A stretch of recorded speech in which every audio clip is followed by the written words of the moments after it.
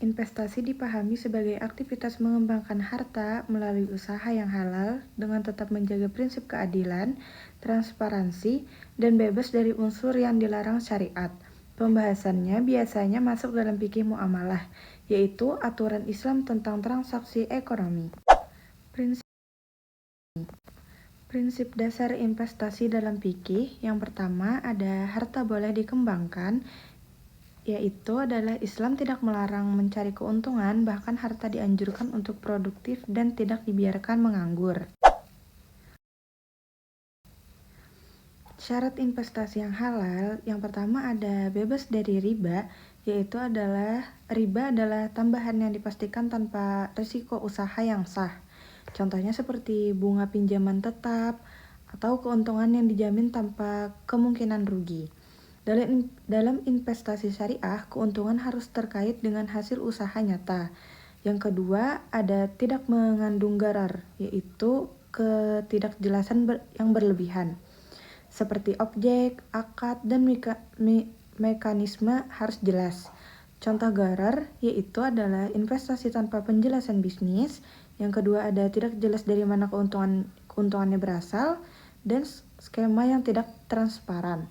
Yang ketiga, ada tidak mengandung maisir, yaitu adalah spekulasi atau judi. Keuntungan tidak boleh bergantung pada untung-untungan murni. Contohnya seperti skema taruhan, trading yang sangat spekulatif tanpa analisis dan aset nyata. Bentuk investasi dalam fikih yang pertama ada mudharabah, yaitu kerjasama antara pemilik modal dan pengelola usaha. Keuntungan dibagi sesuai nisbah yang sudah disepakati. Kerugian modal ditanggung pemilik modal jika bukan karena kelalaian pengelola. Contohnya seperti investor memberi modal kepada pedagang. Dan yang kedua ada keuntungan dibagi menjadi 60/40. Yang kedua ada musyarakah, yaitu semua pihak sama-sama menanam modal dan ikut menanggung risiko. Keuntungannya itu boleh sesuai kesepakatan, kalau kerugiannya itu sesuai proporsi modal. Kalau yang ini mirip-mirip partnership atau joint venture modern.